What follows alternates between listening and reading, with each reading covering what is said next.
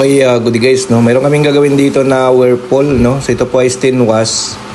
Ang problema nito, sabi ng ating customers, mayroon itong error na E1. So E1 error guys, ang gagawin natin ngayon. So ayan, napansin namin dito guys, hindi pa nga naka-on pero nagkakarga na siya ng tubig. So ayan, hindi pa siya naka-on guys pero nagkakarga na siya ng tubig. So ibig sabihin, ito yung dahilan kung bakit nagkaroon siya ng E1, no?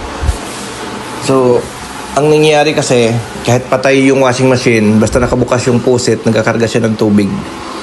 So, ngayon, magkakaroon yan siya ng E1 error kapag nag-over siya doon sa tubig. So, ang nangyayari, kahit nagwawash, nagkakarga pa rin ng tubig. Kahit nag-spin, nagkakarga pa rin ng tubig. So, ito nga guys, titingnan natin, lagay natin siya sa spin.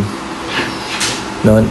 Kahit nasa spin mode siya, pero yung tubig niya, tuloy-tuloy guys yung pagpasok. No, tuloy-tuloy yung pagkarga ng tubig kahit nasa spin program yan guys, number 6. Ayan o, yan. So tayo natin siya umikot, no? Yan.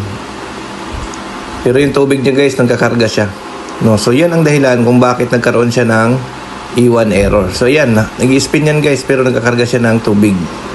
So ang problema nito guys, pag ganito ay nasa inlet valve, no? So ang gagawin natin dito, buksan natin to, no?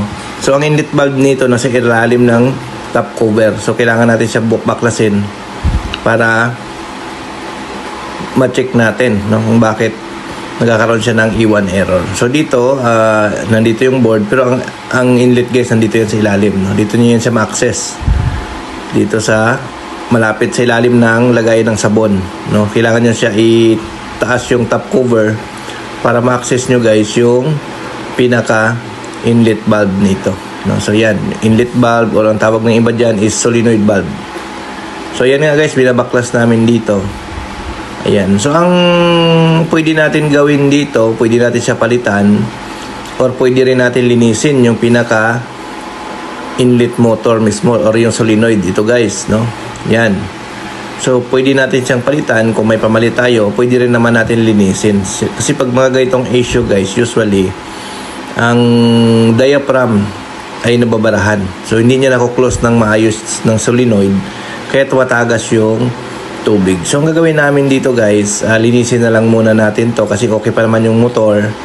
So, madumi lang yung loob nito. So, ilinisin na lang natin yung pinaka loob ng washing. So yan na nga guys, after namin malinis, tinitesting na natin. So wala na siyang tagas, no? So yun. So after natin siya matesting, ito na nga, binabalik na natin, no? So yun po ang issue niya pagdating sa E1 error. So tulad yan, pag iangat nyo yung pinto, dapat ihinto rin yung tubig, no?